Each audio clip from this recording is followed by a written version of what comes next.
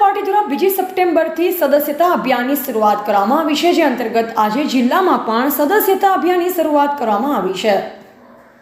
ભારતીય જનતા પાર્ટીના અભિયાનની શરૂઆત દિલ્હીથી દેશના વડાપ્રધાન નરેન્દ્ર મોદી તેમજ ભારતીય જનતા પાર્ટીના રાષ્ટ્રીય અધ્યક્ષ જેપી નડ્ડા દ્વારા 2 સપ્ટેમ્બરથી કરવામાં આવી હતી, જ્યારે ગઈકાલે ગુજરાતના મુખ્યપ્રધાન ભૂપેન્દ્રભાઈ પટેલ તેમજ પ્રદેશ અધ્યક્ષ CR પાટીલ દ્વારા સદસ્યતા અભિયાનની શરૂઆત કરવામાં આવી હતી।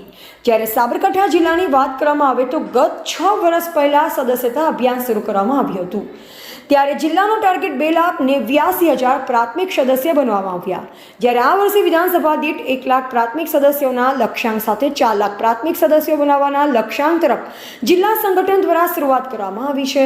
એવા રાજકમલસિંહ પરમાર, ભારતની અસ્મિતા, સાબરકાંઠા।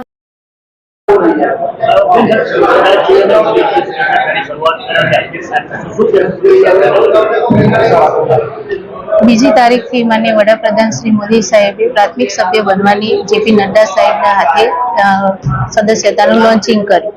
કાલે માન્ય મુખ્યમંત્રી શ્રી પ્રદેશ પ્રમુખ CR પાટીલ સાહેબના હાથે એમણે પણ આ સદસ્યતા અભિયાનની શરૂઆત કરી।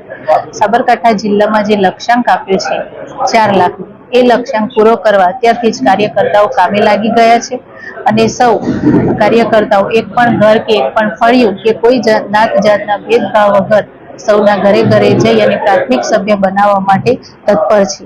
આવનારા સમયમાં પહેલા પણ પ્રાથમિક સદસ્યો બનીને એક આજે મોટું ભારતીય જનતા પાર્ટી વટવૃક્ષ બની ગઈ છે। ભારતીય જનતા પાર્ટીના કાર્યકર્તાઓની મહેનતના કારણે બની રહી છે। આવનારા સમયમાં જે લક્ષ્ય આપ્યું છે ને સમગ્ર ગુજરાતમાં 2 કરોડ સભ્ય બનાવવાનું જે લક્ષ્ય આપ્યું છે, ભારતીય જનતા પાર્ટીના કાર્યકર્તાઓ સમગ્ર રાજ્યમાં કામ કરીને એ લક્ષ્ય પૂરો કરવા માટે તત્પર છે।